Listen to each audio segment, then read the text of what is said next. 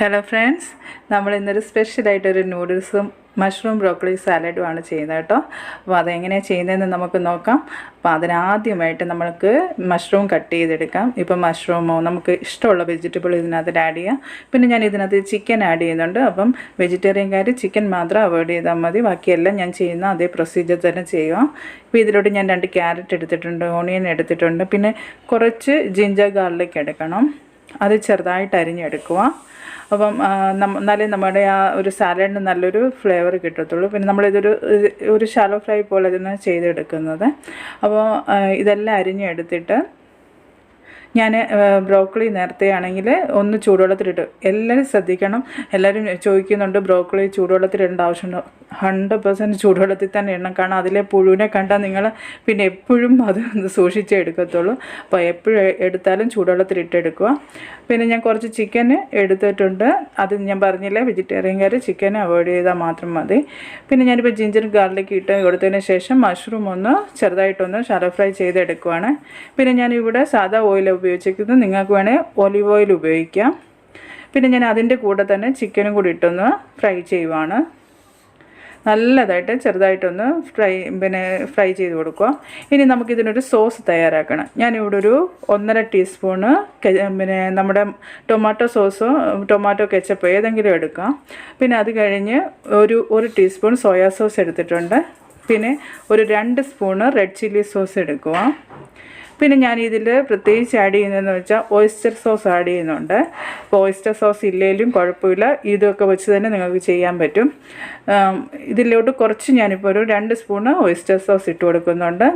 നമ്മൾ സൂപ്പർ മാർക്കറ്റിലെല്ലാം കിട്ടും oyster sauce വാങ്ങിക്കാൻ.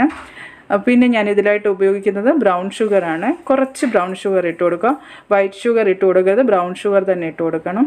പിന്നെ ഞാൻ ഒരു 2 സ്പൂണ് നമ്മുടെ ആപ്പിൾ സിഡർ വിനീഗറാണ് ഇട്ടേക്കുന്നത്. ആപ്പിൾ സിഡർ വിനീഗർ ഇല്ലെങ്കിൽ വൈറ്റ് വിനീഗർ ഇടുക. പിന്നെ ഒരു 2 സ്പൂൺ അതിൻ്റെ നമ്മുടെ സാലഡിൻ്റെ അളവിനനുസരിച്ച് കുറച്ച് കോൺഫ്ലവർ ഇതിലോട്ട് കലക്കിയെടുക്കുക. എന്നിട്ട് ഇത് നല്ലോണം മിക്സ് ചെയ്തെടുക്കുക. ഇതാണ് നമ്മുടെ സാലഡിലോട്ട് ഇടുന്നത്.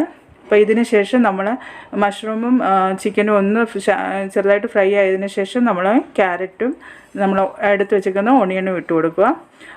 എല്ലാം ഒന്നും ഒത്തിരി ഫ്രൈ ആവണ്ട. ലൈറ്റായിട്ടായി കഴിയുമ്പോൾ ഞാൻ കുറച്ച് പെപ്പർ ഇട്ട് കൊടുത്തു. പിന്നെ ഞാനിവിടെ ചില്ലി ഫ്ലേക്സും ഒറിഗാനോയാണ് ഇട്ട് കൊടുക്കുന്നത്. അതാണ് നല്ലൊരു മണം കൊടുക്കും നമ്മുടെ സാലഡിന്. എന്നിട്ട് നല്ലോണം ഒന്ന് ഇളക്കി കൊടുക്കുക.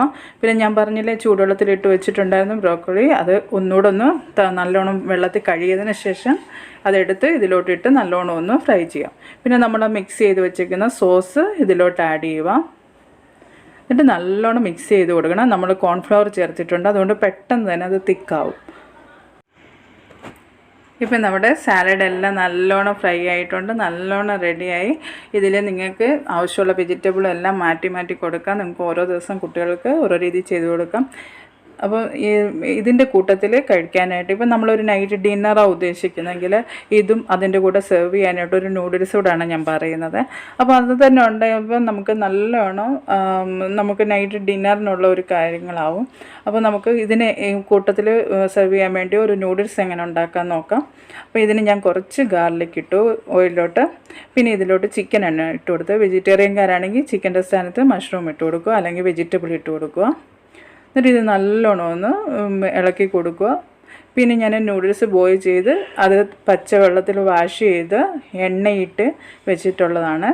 അപ്പോൾ ഇതിന് വേണ്ടി നമ്മളൊരു കുറച്ച് എണ്ണ എടുത്തിട്ട്, ഇത് കാരണം നൂഡിൽസിൽ ഒന്ന് മിക്സ് ചെയ്യാൻ വേണ്ടിയാണ്. അപ്പോൾ അതിന് ഞാൻ കുറച്ച് എണ്ണ എടുത്തിട്ട് അതിലോട്ട് വൈറ്റ് വിനീഗർ കുറച്ച് ഇട്ട് കൊടുത്തു. പിന്നെ ഒരു 1/4 ടീസ്പൂൺ മഞ്ഞൾ പൗഡർ ഇട്ട് കൊടുത്തു. ഒരു 1/4 ടീസ്പൂൺ റെഡ് ചില്ലി പൗഡർ ഇട്ട് കൊടുത്തു. എന്നിട്ട് ഞാൻ ഇതിലോട്ട് ഒരു പിഞ്ച് ഷുഗർ കൂടി ഇട്ട് കൊടുക്കുന്നുണ്ട്.